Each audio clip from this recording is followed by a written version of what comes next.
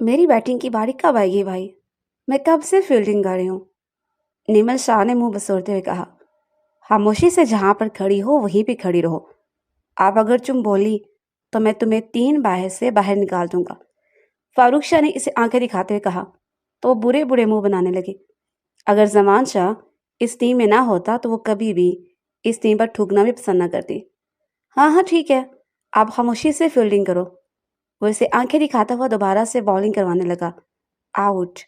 वो खुशी से चिल्लाई क्योंकि बॉल विकेटों को झाकर लगी थी। अब मैं बैटिंग करूंगी। वो भागती हुई पिच पर पहुंच गई। इससे पहले कि फारूक कुछ कहता, जमान ने इसे आंखें दिखाते हुए खामोश रहने का इशारा किया। तानिया शाह इस वक्त कीपिंग कर रही थी। तैयार हो जाओ फारूक, अब तुम देखोगे कि मैं कितना बड़ा छक्का मारती हूँ। वो पुरजोश अंदाज में बोली। फारूक ने बेसाख्ता अपने कानों को हाथ लगाया। तुम जोर बोलती जाओ, अपने लपेटता जाता हूँ। वो तंजिया अंदाज में बोला तो इसको घूर कर रहेगी। वो पिच पर यूं खड़ी थी जैसे बाहर बाबर आजम की कोच रह चुकी हो। इसका कॉन्फिडेंस भी देखने वाला था। और यही तो एक चीज थी इसके पास, सिर्फ और सिर्फ इसका कॉन्फिडेंस। बाल कब की विकेटों को जाकर टकरा चुकी थी, लेकिन इसका भला वो विकेटों के बजाय किसी और चीज से टकरा गया था। और इतनी जोर से टकराया था कि इस चीज की चीखों की आवाज पूरे ग्राउंड में गूंज पड़ी थी।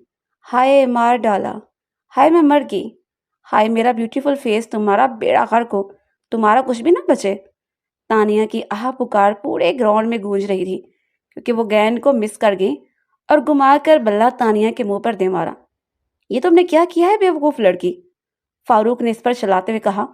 तो जमान के पीछे जाकर छुप गई। इसमें मेरा कोई कसूर नहीं है, ये खुद ही पीछे आ गई थी। तो जाहिर सी बात है, कीपिंग कर रही है तो तुम्हारे पीछे ही खड़ी होगी। जमान भाई ने तो पहले ही कह रखा था कि इसको अपने साथ खिलाने की कोई जरूरत नहीं है, हर बार ही कोई ना कोई पंगा कर देती है। तुम ज्यादा बातें ना करो और तानिया को लेकर अस्पताल जाओ।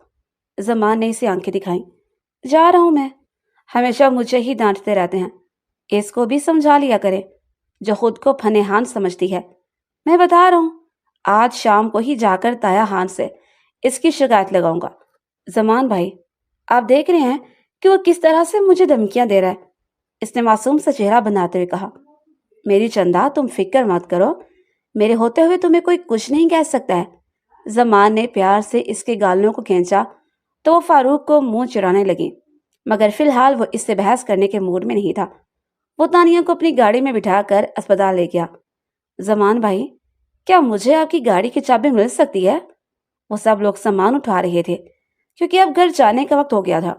सबकी ही छुट्टियां चल रही थी और वो इस्लामाबाद में बने अपने फार्म हाउस में छुट्टियां गुजारने के लिए आए थे।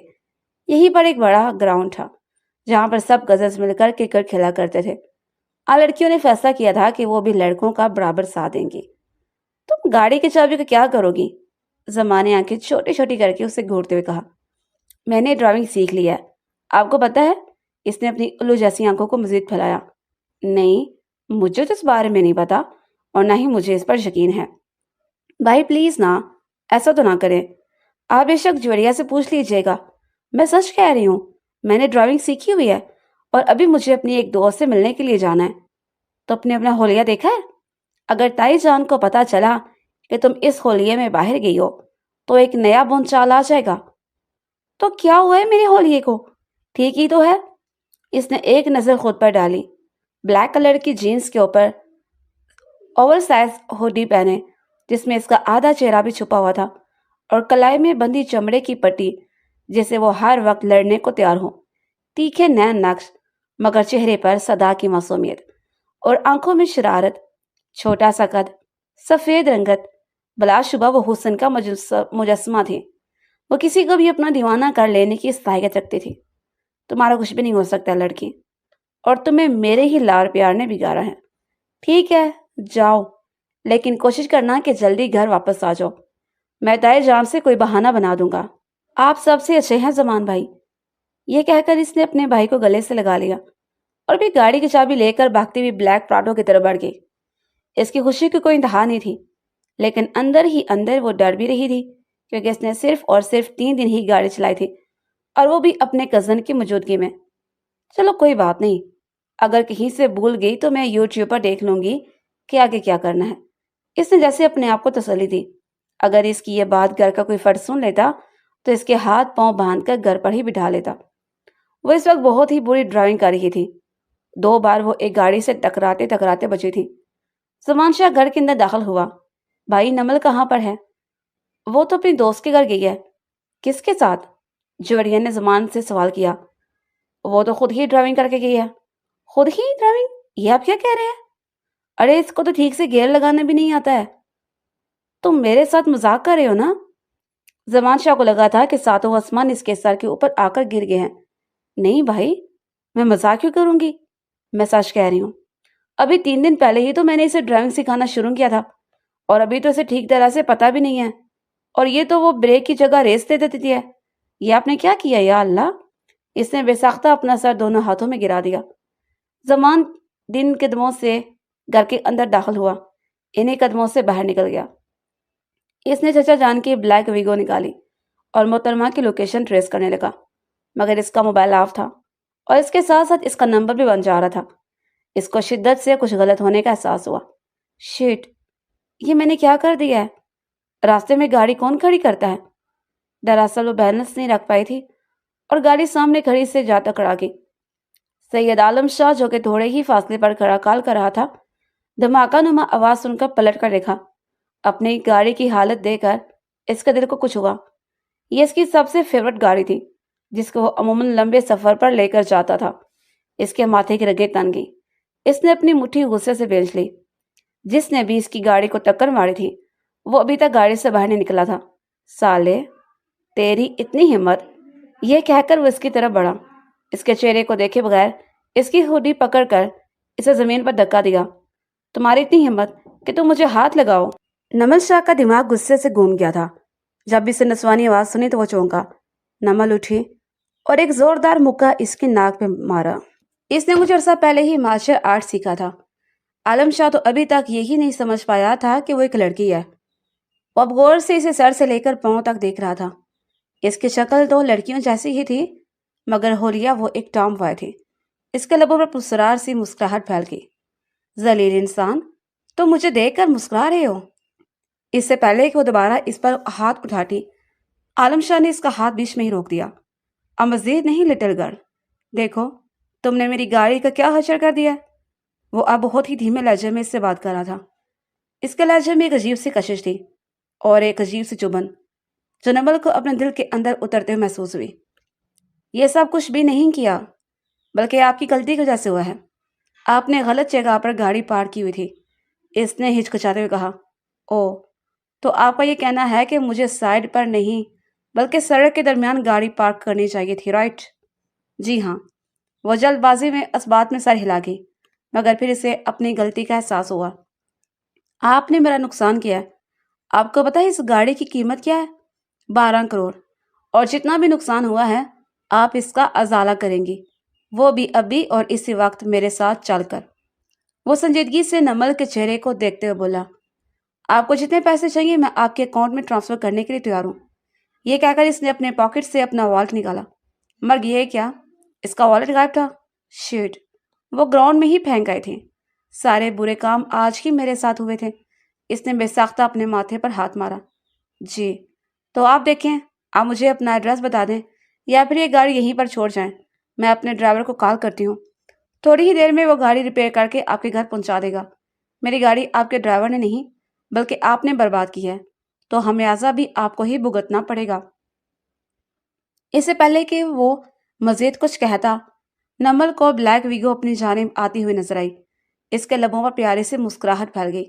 میرا شیر بھائی، میرا ذلیل سالہ، سید عالم شاہ بھی منہ میں بڑبڑایا، مگر اس کی بڑبڑاہٹ وہ سن نہیں سکی، ورنہ یہیں پر ایک دوسرا مکہ اس کے چہرے پر دے مارتی۔ ویسے اس مکے سے کوئی خاص فرق نہیں پڑا تھا، کیونکہ عالم شاہ ایک سخت جان انسان تھا جس نے اپنی اصل پہچان دنیا سے چھپا کر رکھی ہوئی تھی۔ تم ٹھیک تو ہو؟ تمہیں کوئی نقصان تو نہیں ہوا؟ زمان تیزی سے اس کی طرف بڑھا اور اس کو اپنے سینے سے لگاتے ہوئے بولا۔ اس سے پوچھا، بھائی میں ٹھیک ہوں، مگر یہ ایک چھوٹا سا نقصان ہو گیا ہے۔ تم اس کی ٹینشن مت لو، تم میری گاڑی میں جا کر بیٹھو۔ وہ خاموشی سے اس کی گاڑی میں جا کر بیٹھ گئی، لیکن چاہتے ہوئے اس نے عالم شاہ کو منہ بیچ کر چڑھایا۔ وہ اس کی معصومیت پر کھل کر مسکرا دیا۔ زمان شاہ اور عالم شاہ ایک دوسرے کے آمنے سامنے کھڑے تھے۔ عالم شاہ اسے بہت اچھے طریقے سے جانتا تھا اور پہچانتا تھا، مگر زمان کے وہم و گمان میں بھی نہیں تھا کہ وہ انسان کون ہے۔ سوری، آپ کو زحمت دی۔ دراصل میری بہن چھوٹی ہے اور نادان ہے اور تھوڑی سی کم عقل بھی ہے۔ آپ کا جو بھی نقصان ہوا ہے میں پورا کرنے کے لیے تیار ہوں۔ یہ کہہ کر اس نے جیب سے والٹ نکالنا چاہا تھا کہ عالم شاہ نے اس کا ہاتھ پکڑ لیا۔ نہیں نہیں، اس کی ضرورت نہیں ہے، ویسے بھی یہ گھر کا مسئلہ ہے۔ زمان نے ناسمجھی سے اس کی چہرے کی طرف دیکھا۔ سوری، میں آپ کی بات نہیں سمجھوں، ابھی آپ نہیں سمجھ پائیں گے۔ چلے میں چلتا ہوں، انشاءاللہ دوبارہ پھر ملاقات ہوگی۔ اس کی آنکھوں میں کچھ عجیب تھا جسے دیکھ کر زمان ٹھٹک گیا تھا۔ اگر تمہیں ڈرائیونگ نہیں آتی تھی تو تمہیں کیا ضرورت ہے یہ رسک لینے کی؟ پورا راستہ ہی وہ اس سے باتیں سناتا آیا تھا جن کو وہ ایک کان سے سن کر دوسرے کان سے نکال رہی تھی۔ جب وہ لوگ گھر کے اندر داخل ہوئے تو سامنے ہی پورا خاندان بیٹھا اس کا ہی انتظار کر رہا تھا۔ آمنہ بیگم بھاگتے ہوئے اپنی بیٹی کے پاس آئیں اور اس کو اپنے سینے سے لگاتے ہوئے کہنے لگیں، تم ٹھیک تو ہو؟ تمہیں کہیں چوٹ تو نہیں لگی؟ کیا ہو گیا امی؟ میں بالکل ٹھیک ہوں، مجھے کچھ بھی نہیں ہوا، اس نے لاپرواہی کا اظہار کرتے ہوئے کہا۔ میں تو پہلے ہی کہتی تھی کہ بچی کو اتنی آزادی نہ دو۔ دیکھو آج اس نے اپنی اس نادانی کی وجہ سے سب لوگوں کو پریشان کر دیا ہے، اس کی تائی نے نفرت کا اظہار کرتے ہوئے کہا تو وہ ان کے چہرے کو دیکھ کر رہ گئی۔ وہ ہولی کی سب سے چھوٹی اور سب سے لاڈلی بیٹی تھی۔ اس کا ایک ہی بھائی تھا زمان، جو کہ 18 سال تک ملک سے باہر رہا تھا۔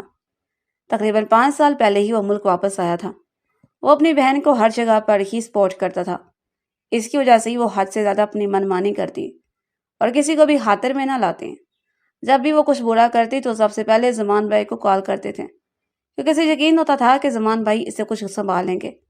زمان کا بھی اپنی بہن پر یقین پکا تھا کہ وہ کبھی کوئی ایسی حرکت نہیں کرے گی جسے اس کی عزت پر کوئی حرف آئے گا، اور جہاں تک اس کی شرارتوں کا سوال تھا تو اس معاملے میں وہ اس کا ساتھ دینے سے کبھی بھی گریز نہیں کرتا تھا۔ شاہ والا میں 3 فیملیز رہتی تھیں۔ فاروق اس کے چچا جان کا بیٹا تھا جسے اس کی بالکل بھی نہیں بنتی تھی۔ دونوں ہی بچپن سے لڑتے آئے تھے، کبھی اسکول میں ہونے والی گیدرنگ کے کمپٹیشن پر تو کبھی گھر میں ملنے والی اجازت پر۔ بعض اوقات ایسا ہوتا تھا کہ فاروق کو ٹرپ کی اجازت مل جاتی تھی اور اسے گھر پر ہی روک لیا جاتا تھا، اور پھر اس دوران فاروق کی شامت آ جاتی۔ وہ ہر ممکن کوشش کری تھی کہ کسی طرح سے اس کی ٹرپ کو سپوائل کر سکے۔ بس میں نے تمہارے لیے فیصلہ کر لیا، اب تم اس وقت تک گھر سے باہر نہیں نکلو گی جب تک تمہارا دماغ ٹھکانے پر نہیں آ جاتا۔ آمنہ بیگم نے اس کو کانوں سے پکڑتے ہوئے ایک نیا حکم سنا دیا تھا تو وہ بیچارگی سے بولی، امی کیا کر رہی ہیں؟ پرسوں آج عاطف اسلم کا کنسرٹ ہے، ہم فرینڈز نے وہاں جانے کا پلان بنایا ہوا تھا، بس بھول جاؤ اس کنسرٹ کو اور گھر پر ہی رکو۔ مگر امی، اس نے کچھ بولنا چاہا۔ زمان نے اسے آنکھوں سے اشارہ کیا اور کمرے میں جانے کے لیے کہا۔ وہ پاؤں پتختی ہوئی اپنے کمرے میں داخل ہو گئی۔ زہر لگتے ہیں مجھے یہ لوگ، جب یہ مجھ پر حد سے زیادہ پابندی لگاتے ہیں۔ وہ اب کمرے کی چیزیں زور زور سے زمین پر پھینک رہی تھی۔ دیکھو تم ابھی چھوٹی ہو، نادان ہو، تمہاری عمر ہی کیا ہے؟ تم صرف اور صرف 17 سال کی ہو، تمہیں ابھی زمانے کے بارے میں کچھ بھی نہیں پتا۔ تم حد سے زیادہ چلاک بننے کی کوشش کرتی ہو، مگر تم سے زیادہ بیوقوف لڑکی اس دنیا میں کوئی بھی نہیں ہے۔ تمہیں کیا لگتا ہے اس طرح سے لڑکوں والے حلیہ بنا کر تم سچ مچ میں ایک لڑکا بن جاؤ گی؟ یہ تمہاری غلط فہمی ہے۔ تم لڑکی ہو اور ہمیشہ لڑکی ہی رہو گی، یہ بات اپنے اس چھوٹے سے دماغ میں بٹھا لو۔ تمہاری ماما اسی وجہ سے ہی تمہارے بارے میں فکر مند ہوتی ہیں، کہیں ایسا نہ ہو کہ تمہارے ساتھ کوئی حادثہ پیش آ جائے۔ کوئی میرا کچھ بھی نہیں بگاڑ سکتا، مجھے مارشل آرٹ آتا ہے۔ اس نے آنکھیں دکھاتے ہوئے کہا تو جویریہ اپنا سر دونوں ہاتھوں میں گرا کر بیٹھ گئی۔ تمہیں سمجھانا یعنی دیوار کے سامنے ٹکرے مارنے کے مترادف ہے۔ خیر میں تم سے مزید بحث نہیں کر سکتی ہوں، تمہارے والدین نے تمہارے لیے بہترین فیصلہ کیا ہے۔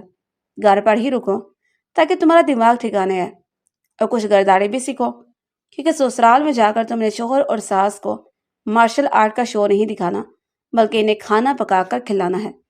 جوریہ کی اپنے منگیتر سے لڑائی ہو گئی تھی اور وہ سارا غصہ اس پر ہی اتار رہی تھی۔ وہ بھی اس کی عادت سے واقف تھی، اسی وجہ سے لاپرواہی کا اظہار کرتے ہوئے بالکنی میں جا کر کھڑی ہو گئی۔ عاطف اسلم کی کنسرٹ پر تو میں ہر حال میں جاؤں گی، چاہے اس کے لیے مجھے اپنی جان کی بازی ہی کیوں نہ لگانی پڑے، اس نے اپنے آپ سے عہد کرتے ہوئے کہا۔ اور اگر میں وہاں پر نہ جا سکی تو میرا نام بھی سید نمل شاہ نہیں ہے۔ وہ تھوڑی دیر تک اسی بارے میں ہی سوچ بچار کرتی رہی اور پھر اس کی آنکھوں شرارت کے مارے چمکنے لگی۔ رات 12 بجے کا وقت تھا۔ زمان گھر کے اندر داخل ہوا تھا۔ وہ چہرے سے خاصا پریشان نظر آ رہا تھا۔ جنید صاحب نے جب اپنے بیٹے کی پریشانی دیکھی تو پوچھے بغیر نہ رہ سکے، کیا ہوا ہے؟ تم ٹھیک تو ہو؟ بابا کو واپس آ گیا ہے۔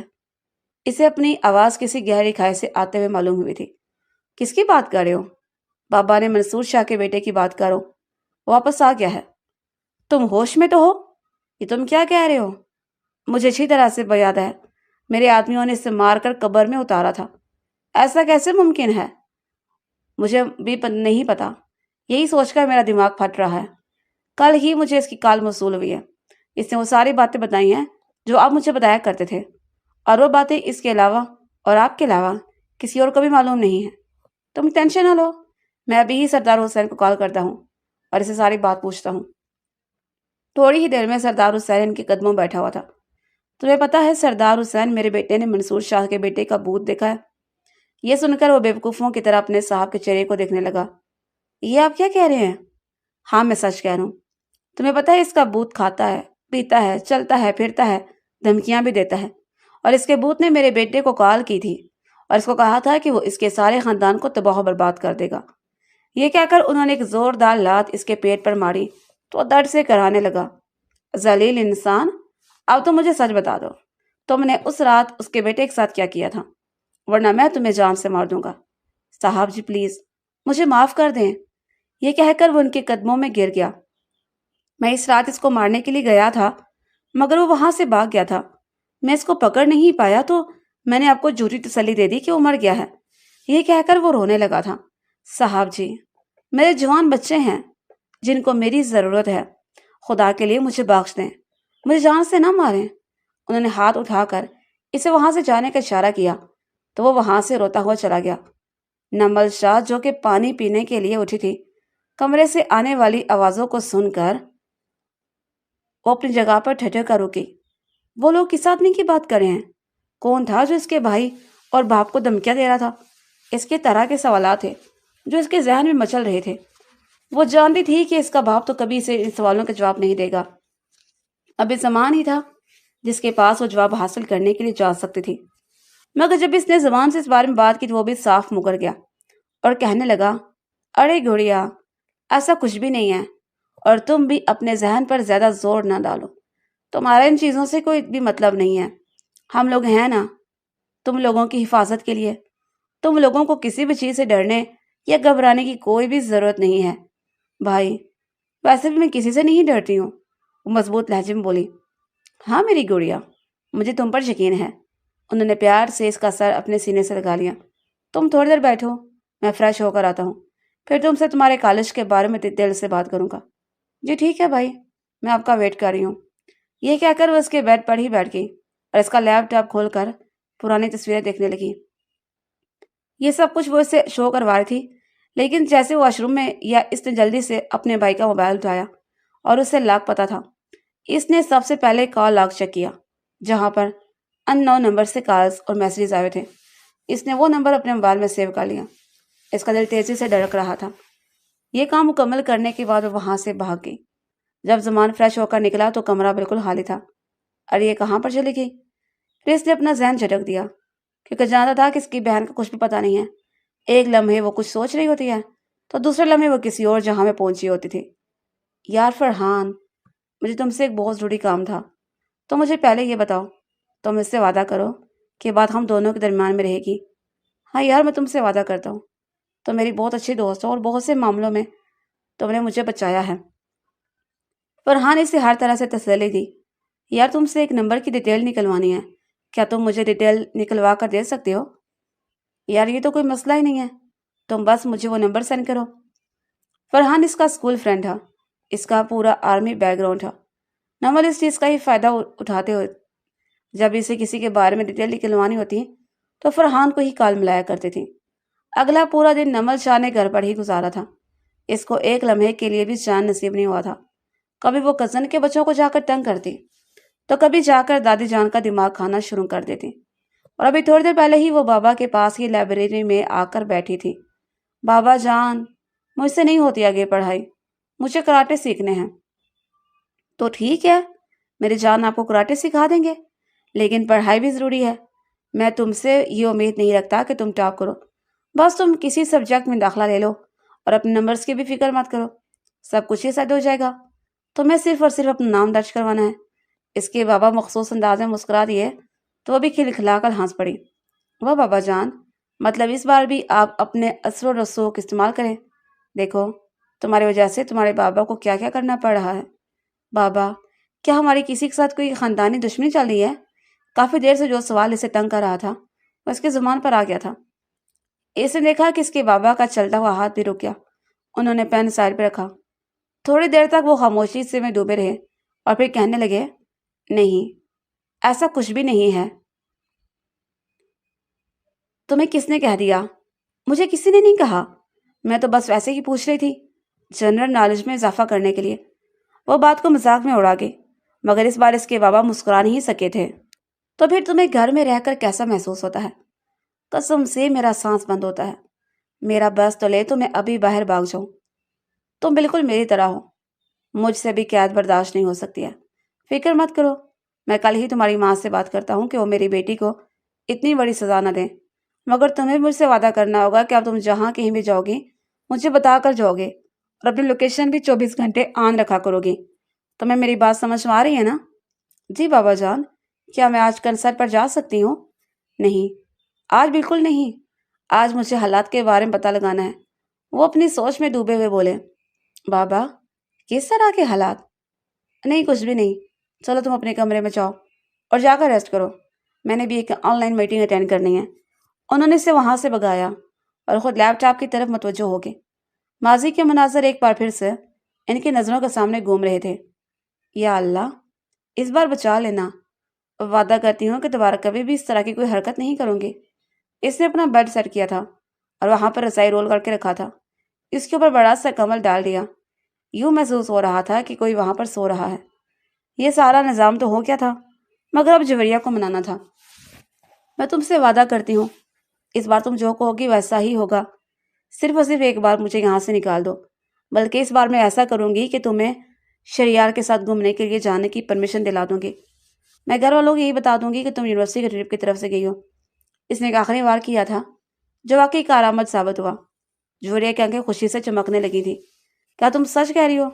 ہاں میری جان، بالکل سچ کہہ رہی ہوں، بلکہ اس بار تمہیں میری طرف سے 15 دن کے ٹرپ چلی جانا، شریار کے ساتھ گھومنا پھرنا، پیچھے گھر میں سب کچھ خود ہی سنبھالوں گی۔ اپنے سینے پر ہاتھ رکھتے فخر سے بولی، ٹھیک ہے، لیکن یہ آخری بار ہوگا، اس کے بعد میں تمہارا ساتھ نہیں دوں گی۔ کیا میں تمہاری اسکوٹی لے کر جا سکتی ہوں؟ ہاں، تو میری اسکوٹی لے کر چلی جاؤ۔ جوڑیا نے اسے خوشی خوشی اپنی اسکوٹی لے کر جانے کی اجازت دے دی، جو اس کے چچا گھر پر ہی رکھے رہی تھی۔ وہاں پر اس نے اپنے دوسرے کزن سے بات کر لی تھی۔ وہ اسکوٹی پچھلی گلی میں لے کر آ گیا تھا۔ اس نے جیب سے 5,000 کا نوٹ نکال کر اس کے حوالے کیا۔ اس طرح لالچی کزن کسی کی بھی نہ ہو، مجال ہے جو کوئی کام اللہ کے راہ میں کرتا ہو۔ آج کل کے دور میں کچھ بھی مفت نہیں ہوتا میری بہن، جتنی تم امیر ہو اتنا تو تمہیں لوٹنا بنتا ہی ہے۔ اس کا کزن اسے بائیں آنکھ مارتے ہوئے وہاں سے چلا گیا۔ اسے جلدی سے ہیلمٹ پہنا اور اسکوٹی سٹارٹ کر دی۔ دنیا کو کوئی بھی ایسا کام نہیں تھا جس کو اس نے نہ سیکھا ہو یا جس میں اس نے ہاتھ نہ ڈالا ہو، لیکن اسکوٹی وہ واحد کام تھا جس میں وہ ماہر تھی۔ اس کا رخ ابھی کنسرٹ والی بلڈنگ کی طرف تھا۔ راستہ تھوڑا سا لمبا تھا۔ اس نے شارٹ کٹ اپنانے کا فیصلہ کیا۔ اچانک ہی کچھ گاڑیاں اس کے سامنے آ کر رکیں۔ وہ ڈرتی رہی تھی، مگر احتیاط لازم تھی، کیونکہ اس کے بابا اور بھائی کی باتوں سے اندازہ ہو رہا تھا کہ اس بار معاملہ خراب ہے۔ ان میں سے ایک آدمی نکلا اور چیختے ہوئے بولا، اس کو پکڑو، لیکن اس کو تکلیف نہ پہنچانا، ورنہ باس لوگوں کو نہیں چھوڑیں گے۔ جیسے اس نے یہ الفاظ سنے، اس نے بھاگنا شروع کر دیا۔ تھوڑے ہی فاصلے پر رہائش سٹارٹ ہو جاتی تھی۔ وہ اب اسلام آباد کی بڑی اور کشادہ سڑکوں پر بھاگ رہی تھی اور خود کو چھپانے کی کوشش کر رہی تھی۔ اچانک اس کی نظر ایک دم گلی پر پڑی۔ وہ اس میں گھس گئی۔ وہ ان کی نظروں سے چھپ گئی تھی، مگر اس کا دل ابھی بھی تیزی سے دھڑک رہا تھا۔ وہ ذرا سا سائڈ ہو پر کھڑی تھی۔ اس کی نظر سید عالم شاہ پر پڑی، جو کہ اس گلی سے نکل رہا تھا۔ اس نے سید عالم شاہ کا ہاتھ پکڑا اور اسے اپنی جانب کھینچتے ہوئے کہنے لگی، باہر نہ جاؤ، باہر تمہارے لیے خطرہ ہے۔ سید عالم شاہ پہلے تو حیران ہوا اور پھر اس کی بیوقوفی پر کھل کر مسکرا دیا۔ یعنی وہ شہر کے سب سے بڑے گینگسٹر کو ڈرا رہی تھی کہ وہ باہر نہ جائے۔ نمل کے وہم و گمان میں نہیں تھا کہ جس آدمی سے اس کو خطرہ تھا اس نے اسی آدمی کو ہی اپنے پاس پناہ دے دی تھی۔ وہ دونوں اس وقت بے حد قریب کھڑے تھے۔ ان دونوں کے درمیان چند انچ کا ہی فاصلہ تھا۔ وہ اس کی سانسوں کی تپش اپنے چہرے پر محسوس کر رہی تھی، لیکن فی الحال اسے کسی چیز کا بھی ہوش نہیں تھا۔ اسے صرف اتنا پتا تھا کہ اس نے اپنی جان بچانی ہے اور عالم شاہ کو بھی محفوظ رکھنا ہے۔ وہ کون لوگ ہیں؟ کیا تم ان کے بارے میں کچھ جانتی ہو؟ اس نے عالم شاہ کے ہونٹوں کو لمس اپنے ماتھے پر محسوس کیا تو ذرا سا پیچھے کی طرف ہٹی، مگر وہاں پر دیوار تھی۔ عالم شاہ تھوڑا سا ہیڈ پر نہیں ہوا تھا۔ ان لوگوں کو نہیں جانتی ہوں۔ میں بڑی مشکل سے گھر سے بچ کر عاطف اسلم کی کنسرٹ پر جا رہی تھی کہ وہ لوگ وہاں پر چلے گئے۔ پتہ نہیں کس ذلیل انسان نے ان کو مجھے کڈنیپ کرنے کا آرڈر دیا ہے، لیکن تمہیں فکر کرنے یا گھبرانے کی ضرورت نہیں ہے۔ جب تک تم میرے ساتھ ہو کوئی تمہیں کچھ نہیں بھی کہہ سکتا۔ اس نے عالم شاہ کے کندھے پر ہاتھ رکھتے کہا، جیسے اس کو تسلی دے رہی ہو کہ اب کی بار وہ کھل کر مسکرا دیا تھا۔ یہ لڑکی ہر بار ہی اسے ہنسنے پر مجبور کر دیتی تھی۔ یہ بھی تو ہو سکتا ہے کہ میں ان لوگوں کا بوس ہوں اور میں بھی تمہیں تلاش کر رہا ہوں۔ وہ کھل کر ہنسنے لگی اور اتنا ہنسی کہ اس کی آنکھوں سے پانی نکلنے لگا۔ میں اتنی بیوقوف بھی نہیں ہوں، اس نے اپنی آنکھیں گھماتے ہوئے کہا۔ وہ تو مجھے اندازہ ہو گیا علی تلگر کہ تم کتنی سمجھدار ہو۔ چلو اب میں تمہیں تمہارے کنسرٹ تک چھوڑ دیتا ہوں۔ نہیں، میرے پاس اسکوٹی ہے، تم اس کی بھی ٹینشن نہ لو، میں اس کو اپنی گاڑی میں رکھ لیتا ہوں۔ جب وہ اس کے ساتھ باہر گئی تو اس نے دیکھا کہ آج وہ اپنے ساتھ ویگو لایا تھا۔ تمہارے پاس کتنی گاڑیاں ہیں؟ تمہاری سوچ سے بھی زیادہ۔ واو، تمہارے تو مزے ہوں گے۔ ہاں، لیکن یہ مزے تمہارے بھی ہو سکتے ہیں اگر تم میری بیوی بن جاؤ۔ تو مجھے پرپوز کر رہے ہو؟ ویسے تمہیں پرپوز کرنے کا بالکل بھی پتہ نہیں ہے، لیکن تم فکر مت کرو، اگر تم میرے ساتھ رہے تو میں تمہیں ہر چیز کے بارے میں سب کچھ سکھا دوں گی۔ ہم دونوں ایک ساتھ ہی رہیں گے۔ اب ہم دونوں کو کوئی بھی ایک دوسرے سے الگ نہیں کر سکتا۔ لٹل گرل، تم ہر چیز سے بالکل بے فکر ہو جاؤ۔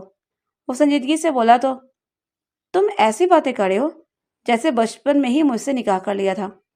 ہاں، ایسا ہی ہے، بچپن میں ہی میں نے تم سے نکاح کر لیا تھا۔ وہ ابھی بھی سنجیدہ ہی تھا۔ اب اس کو شدت سے کچھ غلط ہونے کا احساس ہوا۔ تو مجھے کہاں پر لے کر جا رہے ہو؟ یہ راستہ کنسرٹ کی طرف تو نہیں جاتا؟ اس کے ماتھے پر بل پڑ گئے اور اس نے غصے سے سوال کیا، اتنی بھی کیا جلدی ہے؟ آرام سے اور اطمینان سے آنے والے وقت کا انتظار کرو، تمہیں ہر چیز کے بارے میں تفصیل سے بتا دوں گا۔ تم کون ہو؟ وہ دوبارہ سے بولی، تمہارا چاہنے والا، تم سے محبت کرنے والا اور تمہارا حفاظت کرنے والا، صرف تمہارا سید عالم شاہ۔ اس کی آنکھوں میں دیکھتے ہوئے مسرور انداز میں بولا، اور اس کے ساتھ ہی وہ اس کی ناک پر رومال رکھ کر اسے بے ہوش کر چکا تھا۔ وہ چھوٹی سی لڑکی اس کے بازوؤں میں جھول گئی تھی۔ معاف کرنا لٹل گرل، مگر اس کے علاوہ تمہیں قابو کرنے کا اور کوئی راستہ نظر نہیں آ رہا تھا، کیونکہ تمہیں تکلیف بھی نہیں پہنچا سکتا اور نہ ہی تم پر چلا سکتا تھا، تو تمہیں بے ہوش کر دیا۔ اب وہ پیار سے اس کے بالوں کے لٹوں کو اس کے کانوں کے پیچھے اڑس رہا تھا، جبکہ اس بات سے بالکل انجان تھی کہ اس کے ساتھ کیا ہوا ہے۔ جب ہوش آیا تو ایک بڑے عالی شان کمرے میں موجود تھی۔ سامنے وہ صوفے بیٹھا ہوا تھا، ٹانگ پر ٹانگ چڑھائے۔ آج وہ بہت ہی غور سے اس کی دیکھ رہی تھی۔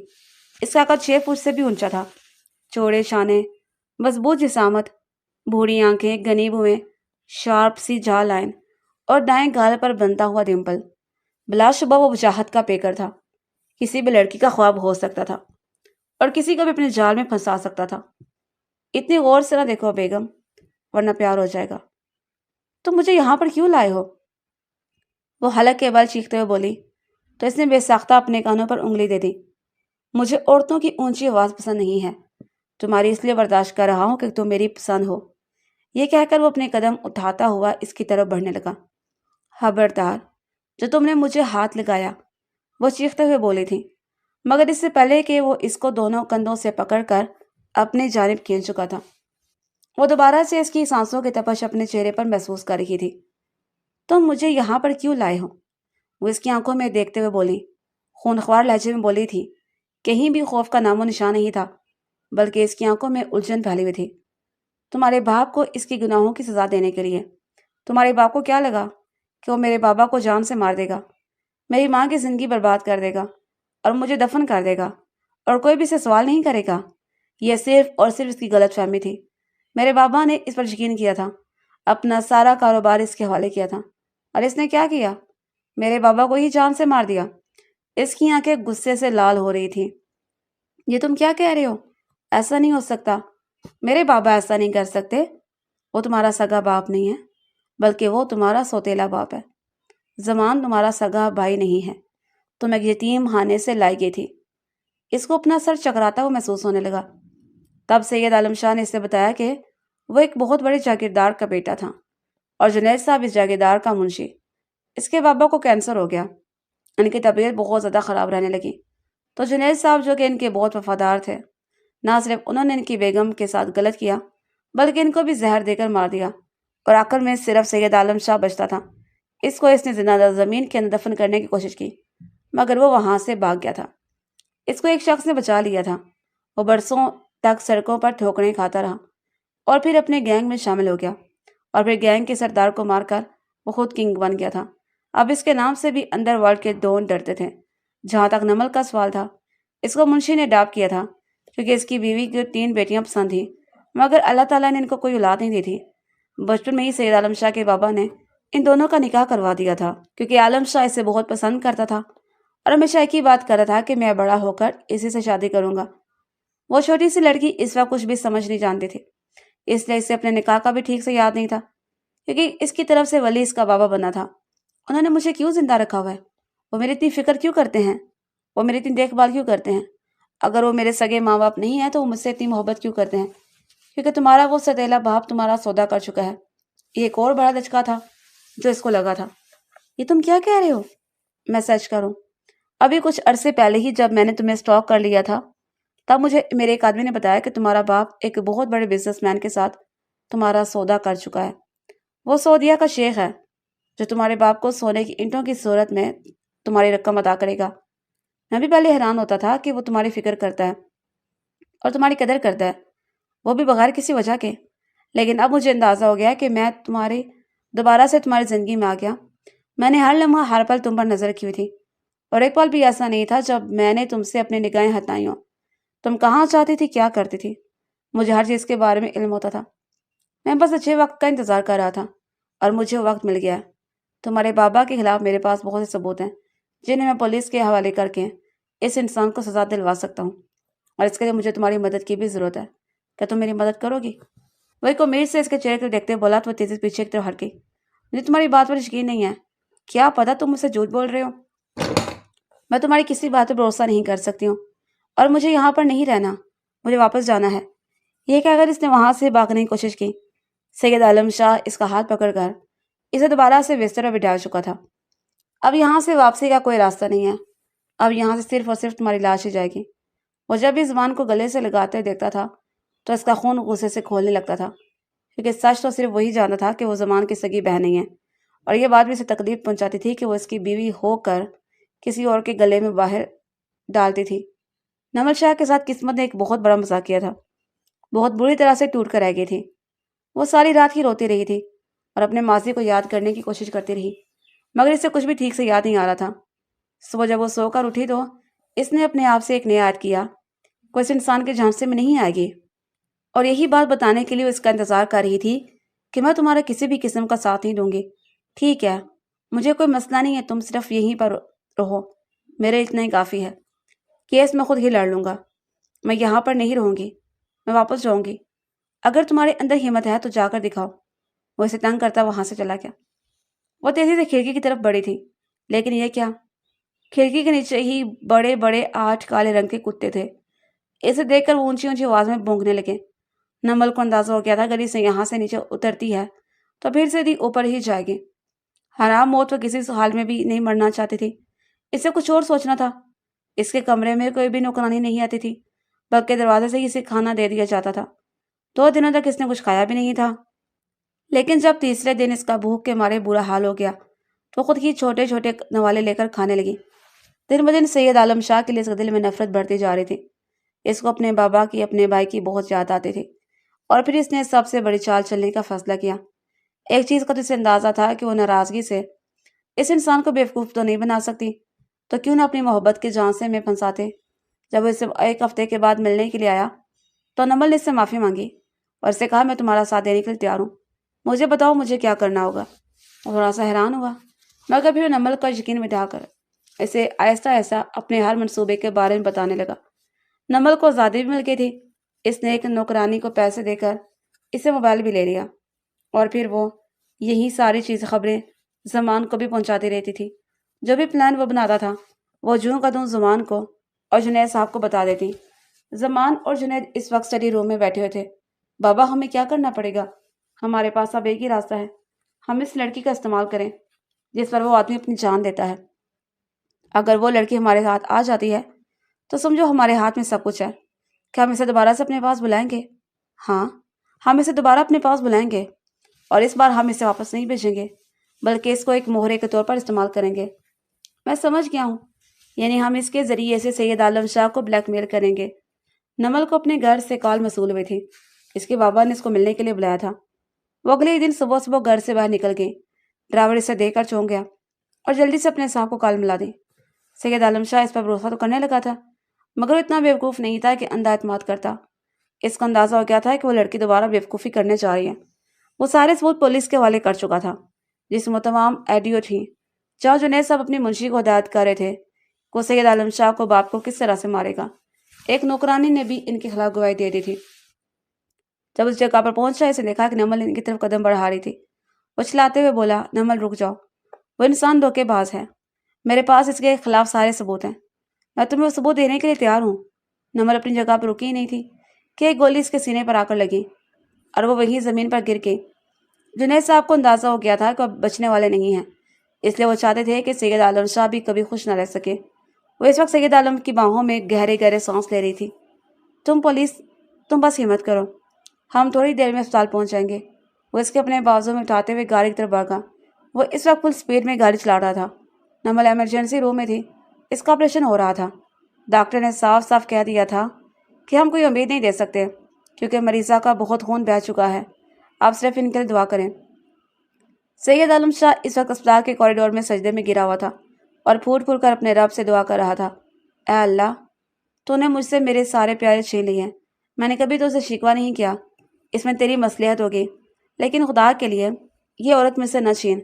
अगर ये मेरी ज़िंदगी से चली गई, मैं जीते जी मर जाऊंगा। ऐ अल्लाह, मैं तुमसे वादा करता हूँ, मैं तेरी राह में चलने लगूंगा, अपने सारे बुरे काम छोड़ दूंगा। बस इस औरत को मेरे नसीब में लिख दे। छोटे बच्चों की तरह रो रहा था। सुबह 3 बज के वक्त का था। इसे पता चला कि नमल का ऑपरेशन कामयाब हो गया। अल्लाह ताला ने इसे एक नई जिंदगी दे दी थी। वो भी अपने किए पर बहुत शर्मिंदा थे और सैयद आलम शाह से माफ़ी मांग रही थी। आलम शाह ने भी इसे सारे गैर कानूनी काम छोड़ दिए। अब अपना बिजनेस संभाल रहा था और अल्लाह ताला ने 1 साल के बाद इनको एक बहुत ही प्यारे बेटे से नवाजा, जिससे इनकी ज़िंदगी मुकम्मल हो गई।